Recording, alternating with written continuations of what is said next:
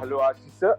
We welcome you to the video interview section of Collegedunia, and Thank you're, you. you're the Pro-Chancellor of the most esteemed University of Jaipur, JK Lakshmipat University, and we welcome you on the Collegedunia platform.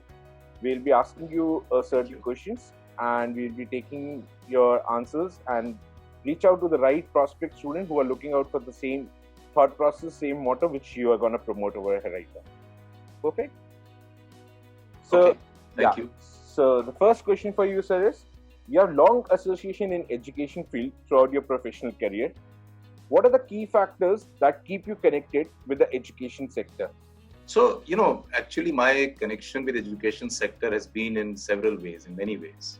I started with, establishing one of the largest services training company in India, which was about 15 years ago. Then I led McKinsey & Company, which is one of the premier consulting firms in the world. Their largest research and knowledge center in the world, with about 1,000 professionals in India. And then after that, I was involved with setting up 3 new universities in different areas: design, technology, and etc. But I think of myself as more of a, really a student who went on learning, and a lot of subjects and interests and areas interest me actually. Whether it is management, design, technology, liberal arts, economics. And the only way I could stay connected with all of this was to be in the education sector. So I think that's really my reason and my connection. Perfect. So, is the audio clear? Yes, sir. Yes, sir. So, being the Pro-VC of JKLU University, what is your philosophy of leadership? How would you describe your leadership style? See, whether it's academia, whether it's a university or anywhere, I think having seen the two sides of both academia and industry, I think leadership comes from associating with great committed people. You can make a great building, you can make a great university, but if a university aspires for leadership, then it has to get leaders. Leaders are people, right? And these are faculty, most importantly faculty, but also administrators, people who are open to learning, people who can push themselves to do better, people who like to innovate, and my preference always has been to, towards some bold moves rather than do incremental things. And from that standpoint, I think, call it the leadership style or call it what I like to have people around me are people who are also interested in doing something big, making a difference. I think that's really what motivates and makes things happen. And academia, unfortunately, has been very hierarchical. And at least for me, personally, hierarchy should be in thoughts and ideas and not necessarily in roles and people. So if you have a group of, academics in a room, anybody can have the biggest idea. And that's really what should determine, how the leadership shapes. I don't know if that sort of gives you a sense or an idea of what I'm trying to do. Perfect. So, how does the curriculum of JKLU ensure the best practice of the industry? The only way I believe to be connected with industry and make sure that the curriculum flows into the industry or the industry flows into the curriculum is to work closely with the industry. Sometimes people just read and, look at what is happening and try to imbibe. I think the real way is if you start working closely with industry, then automatically the curriculum starts to reflect what is new, starts to reflect what is cutting edge. Specifically, what we are doing is, we've made sure that a large number of very senior practitioners, these are heads of operations, heads of marketing in companies, heads of sales, people who develop and work on large software projects. These are people who come and co-teach courses at JKLU. So many courses at JKLU are taught by a combination of a faculty and an academic profession. That I think makes a big difference. We also have a lot of very senior industry mentors who individually, personally mentor our students, particularly the more senior, the MBA students. I think the other thing we've done is brought in a set of courses which are offered in partnership with industry. industry players. So, for example, we were among the first universities in the country to offer courses in robotic process automation with UiPath, which is a leading company in this space globally. We've recently launched a BBA in fintech, banking and financial services, with companies like FinCare Small Bank, which is a leading financial services organization now. So I think these are some of the things which ensure that it is not just theoretical connect with industry, but it's real. We have centers of excellence. We have a center of excellence in design in steel with Jindal Stainless. We have a center of excellence in packaging with JK Paper. So I think these are all ways in which our students get exposed to whatever is the latest in industry. And also we have a lot of industry people who come and interact with our students. So I think that's really what I feel helps us keep the curriculum very, very current. So JKLU is emerging as one of the leading institutions on the educational horizon of the Northeast India. You are one of the leading education institutions in Rajasthan. Tell us about the efforts which has you put in to taking it to that level, and how do you plan to take JKLU to even greater heights? See, our journey is not very long, and we take pride in saying that we are a young university. So the good thing is that we don't have, a lot of historical baggage. We can do things very quickly. In academia, that is the biggest problem. People have a lot of ideas, but they can't make change happen because there is a lot of baggage in this. We have the advantage of being new, and 3 years ago we decided to take a very deliberate path. And we said, look, the world now is really about innovation. And for a university, it's even more important. The students who come to us, frankly, our responsibility is not only to look at what is happening today, what will be happening 4 years from now or 6 years from now when they are going to graduate and they are going to become leaders. So we have to be even more focused on the future, even more focused on innovation.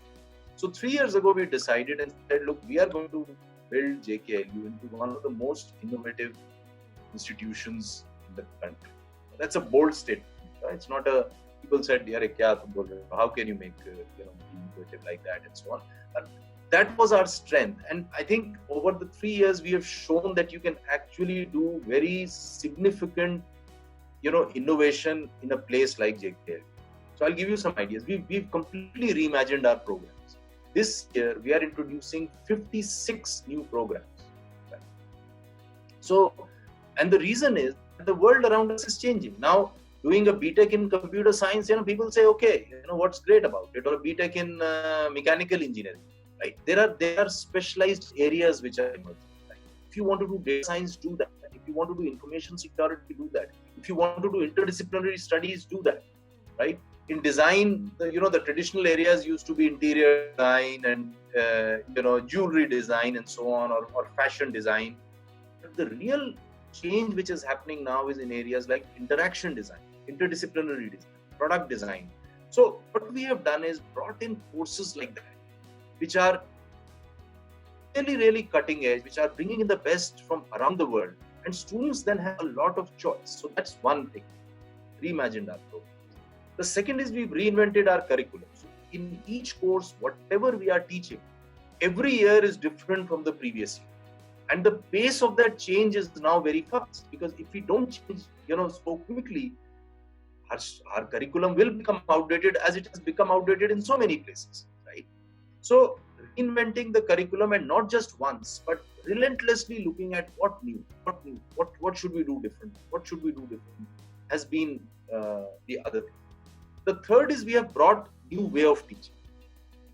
And I'll give you this is something interesting students should know. We have now learned so much more about how the human mind works, how the brain works, right? We know that every human being has a 10-minute attention span.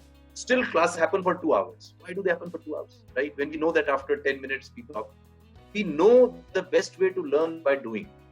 Everyone will tell you, but people don't practice that because it's hard to do. So what we have done is we have said, look, these are not theoretical concepts. We went around the world to figure out who does best project-based learning. and we found that All-in College in Boston does it best. They are the gold standard. It's better than MIT, it's better than Stanford on this aspect. Right? And so we said, let's partner with them, let's learn from them. And today we offer the most cutting-edge project-based learning curriculum and pedagogy. I think those are some things which structurally are different. And then it's a matter of bringing in faculty with global expertise.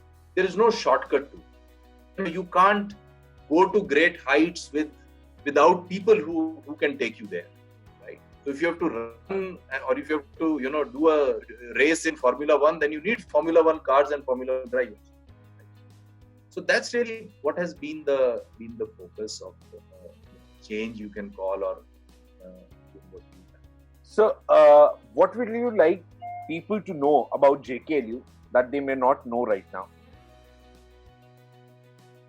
That's hard for me to say what people don't know. But I think a lot of people don't know enough about us, because one, we are still and we will continue to be a small university. Our principle is serve fewer students but serve them well. Right? So we are not looking at becoming a 10,000 people or a 20,000 student university. We are quite happy working with a small number of students. Our classes tend to be small. Our faculty to student ratio actually is better than some of the IITs, because we have that much strength in faculty. For every faculty we have no more than 12 students. So I think our focus has been, and what people should know is the kind of opportunity we have with us, and some of them are very unique. For example, our students are going to IIT to spend a semester. That doesn't happen in many places where you can take admission and then go to IIT for a semester. Our students are earning 2 degrees, one from India, some of our students, one from India, one from premier institutions and universities like University of Massachusetts Amherst, right? People are learning to build through this project-based learning methodology. Our design school students are already producing work in 1 year, which is comparable to what students do at NID, institutions like NID. Our placement salaries have seen a 60% increase this year for our MBA students. Right? So I think these are some of the things that we also don't, I think we are guilty of not talking enough about it, but those are some things. Even in times of COVID, for example, our students and faculty are doing something very, very unique. They are doing an amazing thing. So more than 40 of our students and faculty are helping run a national helpline in collaboration with a social organization called Samarth, dedicated to the elderly. So any elderly anywhere in the country can call the helpline and get support. I think those are some of the things that our people are innovating, and we are making sure our students have opportunity, whether it's in the academic field or it is in the social field. Thank you so much for the information, sir. That's such a great initiative from JKLU students. Like, we really need to applaud this effort of all the students. Thank you. We are very proud of it. Exactly, you should be, sir. Well, something great which is happening from your side, you should actually spread out the word. We are the actual people who will be spreading out the same word for you. Thank you so much for doing such a great initiative. And next question we will come up with. So, what are some of the biggest challenges you see, both for higher education in general and for the university specifically? See, education, and some of my friends in higher education may not agree with me, but I have to say this. Education has traditionally not evolved that much over years. And while we talk a lot, we teach other people innovation, but we don't, as in education doesn't innovate itself. We continue to do what we were doing, 20 years ago, we continue to do it today. I think we have to realize that the world is changing has changed in very fundamental ways. And, this COVID thing has actually brought several discontinuities. Work is never going back to what it was. I mean, you are working out of your home and, you are doing fine, right? People are realizing that some of the constraints that were there around work were not real. They were just imposed constraints. So I think people will continue to need to evolve very rapidly now. And education institutions in particular, who have not changed over years, who have, in some ways taken advantage or basked in their glory for many years, will have to reinvent themselves. Today when there are online courses, a student says, why should I take an online course from this university when I can take from the best in the world? Right? So I think that to me is the big thing. The need to change and the need to transform has never been more important than before. I feel little bit lucky that we took a step 3 years ago, so we've already come up some distance. But I think we will also need to, have that mindset that every year we have to ask ourselves, what did we change this year? What new did we bring to our students this year? What new did our faculty, develop or innovate this year? So I think those are, to my mind, the biggest challenges in higher education, apart from, the online offline debate, etc. Totally agree, sir. Only the education has not changed. The medium has changed. Yes. The content has not. Right. The competition has increased. Everything has it's on par, but the content has still not changed, and we are still implementing the same. Right. So, continuing the same question, with the competition so high, how do you guide your students to survive in such a competitive scenario? See, so I would say that competition is high, but competition is also not high. It depends on what game you are playing. Right? Take universities for example. There is a segment in which the competition amongst universities is very high. Right? Universities are fighting over every student. There is another end where students are fighting over each other to get into the university. Right? So it depends on where you are and where you choose to play. I think it's the same for students. You can choose to play in a very competitive scenario. Competition is always there. I mean, there's no white space in that sense. But if you are like everybody else, then of course you should worry. Because, then every person, you'll compete with every person who's out there. But if you are distinctive in something, if there is some skill, some capability that you have, that others don't, then I think you have very little competition. So what we tell our students and the way we work with our students is that we say, look, need for good, smart people who can keep learning has gone up disproportionately. There is more demand than supply, right? Today, if you give me some of those people, I will hire them. I'm sure you will hire them, right? So for people like that, there is no shortage, and there will never be shortage of opportunities, careers, options, etc. And so I think that's where the students should need to go to and say, look, if I can be one of those good, smart, learning type person, then I will have my future made. So that's how we are trying to address this competition, so to speak. So in the end, I would like to just ask you one question. Do you have any suggestions you would like to give to the current youth and the aspiring students for JKLU? So maybe I think for students who are looking to get into graduation and graduate programs, this is a very important time. And I really think that it's also tough for them right now, given the whole environment and the uncertainty. So I really feel for them, right? I mean, if I were in the same position, I would also feel very helpless. But the thing to remember is that you can't let 4 months affect 4 years of your studies and then 40 years of your work, right? So think of this as a temporary learning, as a temporary time, which will pass. And you have to be prepared for the world which is going to come.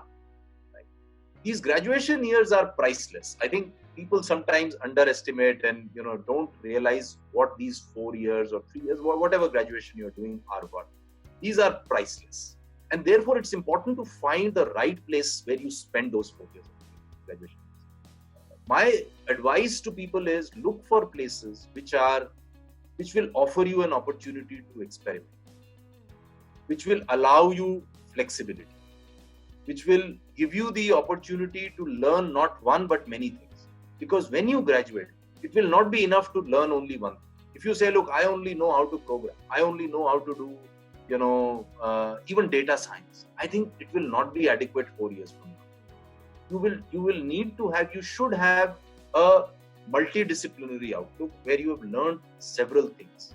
Because 4 years later, you will have to bring and combine those things together. And And the capability which will be most valued, in my opinion, will be the ability to integrate. That you can bring these things together. You can bring business, technology, management, liberal arts together. If you can do that, that would be, that would determine your success. That's really what I would say to students. I think the other thing is, be a lifelong learner. Those times of, when you do a graduation and then you are set for life, or you do an MBA and you are set for life, are gone, right? Whatever we learn is good for next 4 years, and then you have to learn new things. So get into the mindset that, look, I'm now going to be learning for the rest of my life. And it doesn't have to be coming back to the university. Sometimes the university will come. So I think those are two things I would say. Such a true word, sir. Thank you so much. I totally understand that you have to learn with every step of life. Every day is a new day, and you need to just accommodate yourselves, learn the new process, and implement them as soon as possible before it phases out in your life. Thank you so much for your time, sir. Thank you so much. It was a great interview, and we'll be visiting Jaipur soon. We'll be sharing the link of the video with you as soon as possible, and we will be visiting Jaipur soon. And let's meet together, because such great motivation. Yeah, no, I think as soon as things open up, yes, come by. Exactly. Such great motivation. All right. Got from you. Thank you so much, sir. Thank you. Have a lovely. Thank you. You guys are doing a great job. So thank you so much, sir. Just informing students and helping them make the right decision is a very, very important role. That's what we want to do. We are actually student-focused platform. We really don't want to just push students into one university or other university. We want the students to have the best decision for themselves, because rightly you said, these are the 4 years which you don't want to miss. These are the priceless years, and you should be the best. You should have best choices over there. Thank you so much, sir. Thank you so much. You have a lovely evening ahead. Thank you so much, sir. Okay, you too. Take care. Bye-bye.